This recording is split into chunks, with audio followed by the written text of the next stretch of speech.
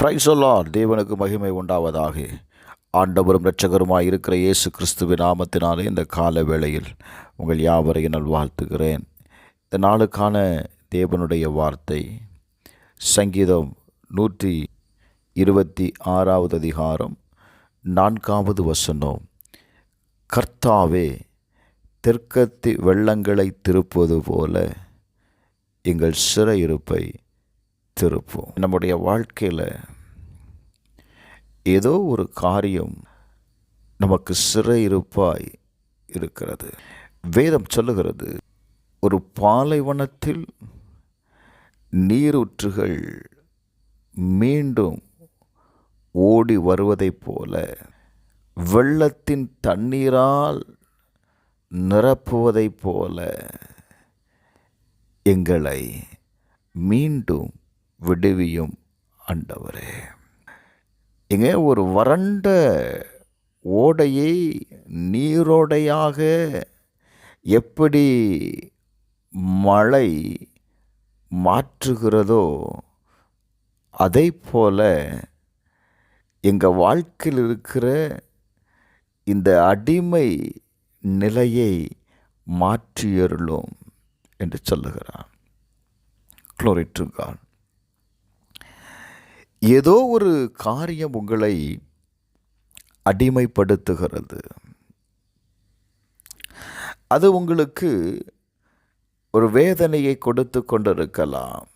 இன்றைக்கு இந்த கால வேளையில் கர்த்தர் உங்களுடைய வாழ்க்கையில் இருக்கிற எல்லா சிறையிருப்புகளையும் திருப்ப போகிறார். Glory to God. அவர் ஒரு மனிதனுடைய வாழ்க்கையில் இருக்கிற சிறையிருப்பை திருப்புவாரே. ஆனால் வேதம் சொல்லுகிறது, ஏசாயா 35:6 வாசிக்கும் பொழுது, முடவன் மானை போல குதிப்பான், ஊமையன் நாவு கம்பீரிக்கும். Glory to God. வனாந்தரத்திலே தண்ணீர்களும் காடு வெளியில் ஆறுகளும் பாய்ந்தோடும் என்று எழுதப்பட்டிருக்கிறது.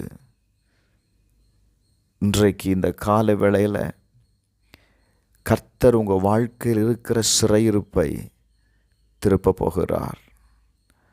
நீங்கள் எந்த சூழ்நிலையில் இருந்தாலும் சரி, வேதம் சொல்லுகிறது, சங்கீதம் 13வது அதிகாரம் 7வது வசனத்தை வாசிக்கும் பொழுது, கர்த்தர் தம்முடைய ஜனத்தின் சிறையிருப்பை திருப்பும்போது யாக்கோபுக்கு களிப்பும் இஸ்ரவேலுக்கு மகிழ்ச்சியும் உண்டாகும் என்று எழுதப்பட்டிருக்கிறது.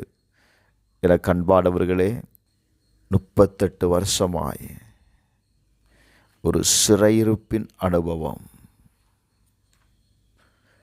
அவனுடைய வாழ்க்கையில் எப்பொழுது அந்த சிறையிருப்பு மாறும் என்று ஒவ்வொரு நாளும் கலங்கி கொண்டிருக்கிறான்.